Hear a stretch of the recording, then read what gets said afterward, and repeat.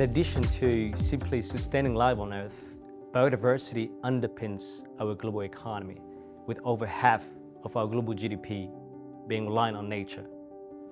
Now, biodiversity essentially refers to the variety of all forms of lives on Earth, with its natural capital providing critical ecosystem services, ranging from the supply of food, water, energy, all the way to climate regulations or pollination.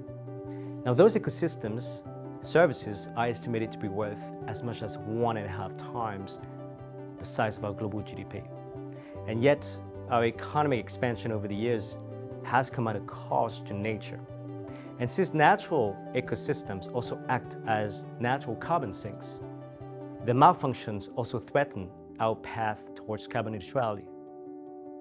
In short, integrating nature into our investment decision-making has never been more critical, especially in the middle of this biodiversity crisis.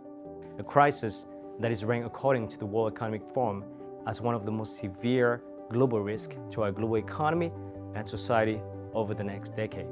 The decline in biodiversity also creates opportunities for companies and investors.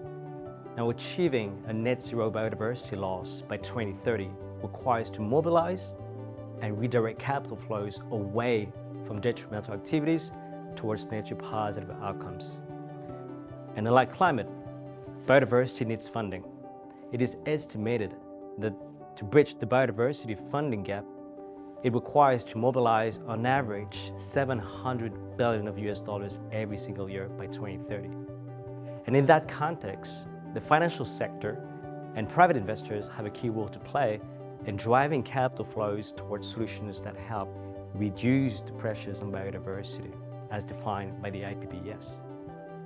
And by doing so, it is also estimated that corporates can unlock as much as 10 trillion of US dollars by 2030 in many industries in terms of new business opportunities. In short, we're expecting a massive amount of capital to be put to work in the years to come, with growth opportunities for investors.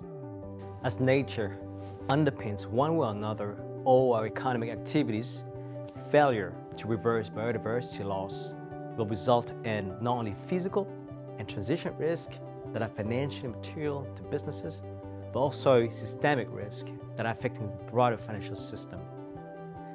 As such, as long-term investors, it is critical to embed biodiversity in our investment decisions and portfolio construction.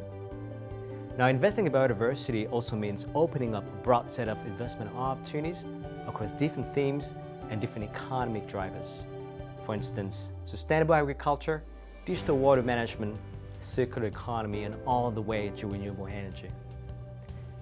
Last but not least, we strongly believe that investing in high-quality companies that are embedding biodiversity as a source of long-term advantage is key to reduce the key pressures on biodiversity, to increase portfolio resiliency, and to create long-term and sustainable value to investors.